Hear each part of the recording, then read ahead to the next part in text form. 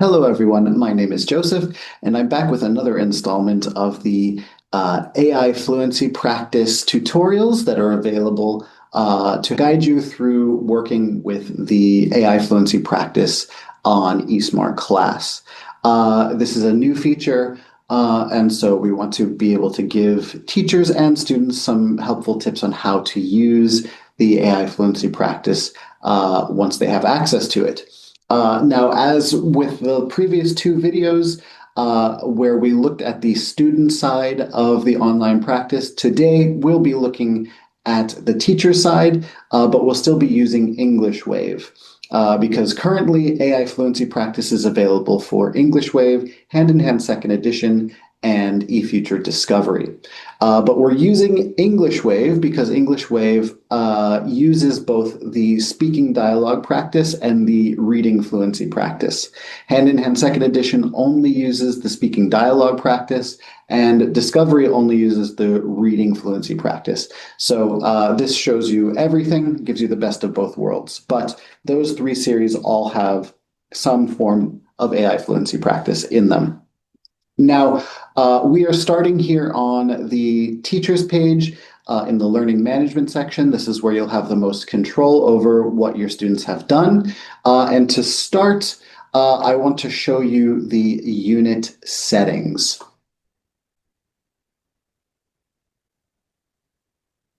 So the unit settings is a new feature that allows teachers a little bit more control over what their students can and cannot do. So with our books, once the students have access to the book, the online practice for the books, all of the units were typically automatically opened up to them. But now teachers can close the units, so they can lock the students out of the unit so they can't actually complete the practices. This will allow teachers to open select units for their students to focus on, whether it's to prevent students from racing through all of the online practice before they get through the units, or to encourage them to practice more with the specific units that they're working with. This gives teachers that flexibility. So you can see here, I've closed all of the units except for the first four, and that would mean that my students would only be able to access the AI fluency practice for units 1, 2, 3, and 4.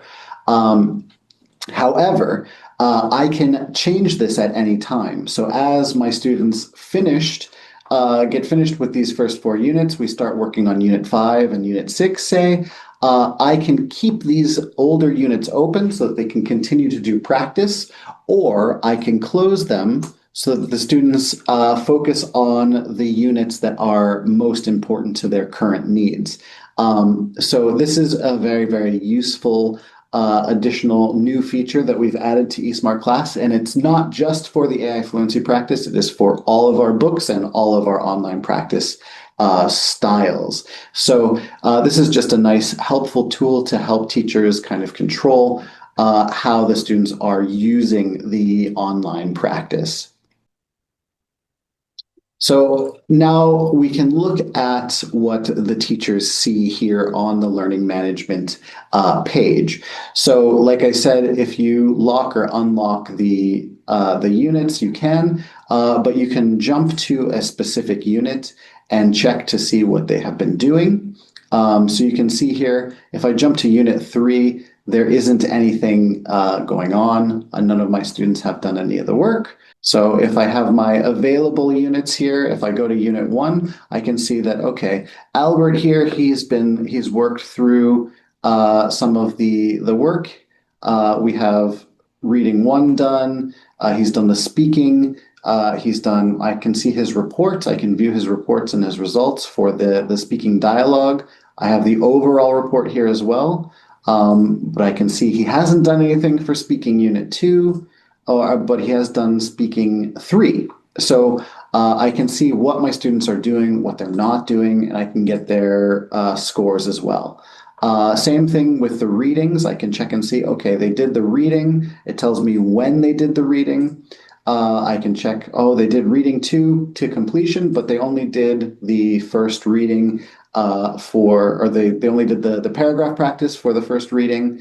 And then they haven't done reading three yet. So I can see all of these things as a snapshot, but I can also look at the specific results and reports as well. So if we're looking at the dialogue practice, like if I click on results, it will give me a very quick snapshot. It'll tell me they did it once, because remember, they have three opportunities. So if they do it 3 rounds, you'll have the ability to click through all 3 rounds. It gives me a snapshot of their score and the notes that they were given. And it shows me what they did well, what they didn't do well. And I can listen to the audio that they recorded. Did you see the school play last week? So if you're curious about how I recorded this, you can check out the first video that focuses on the speaking dialogue practice. So this is what they see with the general results section. If we pull up a report, we get a much more detailed report of what they did during the speaking fluency practice. So here again, you'll see the basic book information, the unit, who it was, when they did this test. I see their score. I can see the class average as well as the global average. So that's very, very helpful for me. I can also look at the general feedback here that they were given. This is the same feedback that they see on the report that the students get after they complete the activity.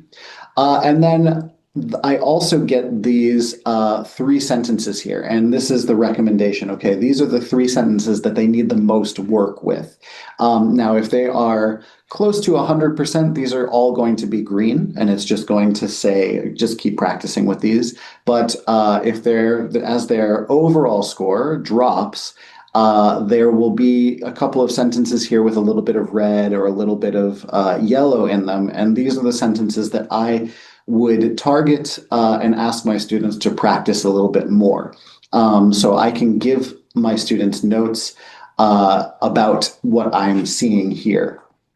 Additionally, here I can see if they've if they've done this practice 3 times, I can compare their scores from the different rounds, and then I get an overall set of their results as well. So this is for their 10 most recent test results. This will show me what they've done, and I can track their progress as they improve, or if they begin to struggle, I get a notice of this. So this is the full report that the teachers get. It looks a little bit different compared to what the students get, because there's a little bit more feedback here for me to look at and work with. And then, of course, if I want to, I can download this as a PDF. I can print it out and give it to the students or give it to their parents for them to review as well. So this is what the general report looks like for the AI fluency speaking. Now, if I want to look at the reading practice results, we can see the same sort of buttons here. We have results and report. If I click on results, we get the same little pop-up. And with this pop-up, again, it'll tell me if they've done it 1, 2, or 3 times. It shows me their score, their word per minute score, and again, their accuracy, through the color coding of the paragraph that they're practicing. And of course, I can listen to the audio recording that they submitted. So all of that is there in the results, just as a quick snapshot. And then if I click on the report, again, I get a more complete report of what the students have been working on. So here, again, just like the speaking fluency report, I get the basic information at the top: book, unit, student, date of the test. I get their overall score, their word per minute score, the class average, the global average, and then I have, again, the 3 sentences that need the most work, where the students need to practice more. So again, since the score is it's an 85%, so there was 1 sentence that was critically wrong, or was omitted from the recording. So this is something that I'd say, okay, this is something we need to work on. And then again, we have the test results for this specific test round by round. I can see if they've improved on that 85% and that 148, or if they've gotten worse as they practiced. And then again, same thing, I can see their last 10 results in the recent test results here. And of course, I can download this PDF and give it to the students, save it for my records, give it to the parents, whatever is needed. Now, going back to the teachers page, we have one final report that we can look at, and that is the overall report. So this will give me a report of everything that they have done for this unit. So this is Unit 1 of English Wave 3. So with this report, the layout is a little bit different because we're looking at multiple different things. So here we see this with the speaking results. It's going to give me the results for all three of the speaking modules. So speaking 1, we can see that speaking 2 hasn't been completed, so there's no score there. But 1 and 3 have been done, and we see some improvement between 1 and 3. And for this would tell me either the student forgot to do speaking 2, or they're working out of order, things like that. So it's very, very useful. And based on the number, if they've done the speaking 1 2 times and they did speaking 3 3 times, it will show me their most recent result here. So if they've done this, like I said, 2 times, it will show the round 2 score here. And if they've done this one 3 times, it will show the round 3 score here. Again, you can see their overall score, which averages the scores for the completed tests.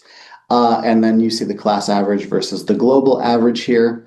And again, the overall feedback for their speaking results from both of the reports that were generated for speaking 1 and 3. Same thing with the reading results here. It will show me their most recent score for readings 1, 2, and 3. These are the assessment scores. Like I said before in video 2, shadowing does not have an AI feature. It's just additional practice. And the paragraph practice is there just to get them prepared for the overall assessment. So these test results are coming from the assessment activity, the assessment module, which is the third activity in the reading fluency practice. So again, same general idea. The most recent result will appear in the test results. And then you have the overall score, which is the average of the 3 completed tests or of the completed tests. And then you have the class and global average for these as well. So all of this is available. And again, you can download this and print it out if you need to, or save it for your records. But these reports are available on eSmartClass as long as the students are a part of the class and still have a user ID in eSmartClass. So if a teacher deletes a class or deletes student data, these reports will disappear.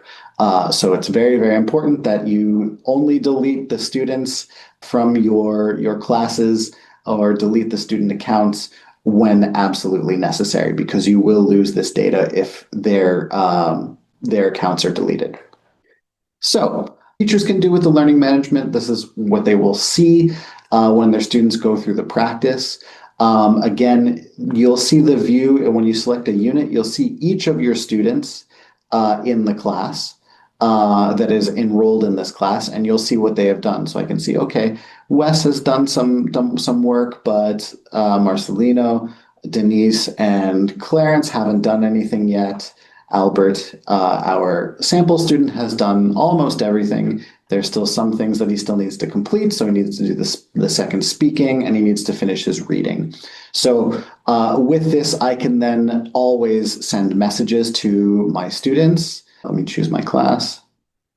So I can just put in a message saying missing work and tell them, please, something simple like that. If I send this message out, I can also attach a YouTube video if I need to help them if they I want them to practice an animation or something like that. There are no specific animations for this practice, but I can send this out to my students. confirm it, and then I can also just remind them, hey, you need to do this work as well. And they'll be aware that they might be missing things. Of course, you can also tell your students directly from when you see them in class. But this is just another quick feature to help you with managing your students' work as they practice through everything that they're doing. So this is the end of the AI fluency practice tutorial. If you are curious about seeing the specific details of how to do the speaking dialogue practice or the reading fluency practice, please check out videos 1 and 2, which will show you how the students will conduct those tests. And if you have any questions, you can always contact the team at eFuture, either through our social medias, which you can see on the side here, our Instagram or our Facebook. And you can always check for more videos if we update any of this information on our YouTube page as well. So thank you all very, very much, and happy learning.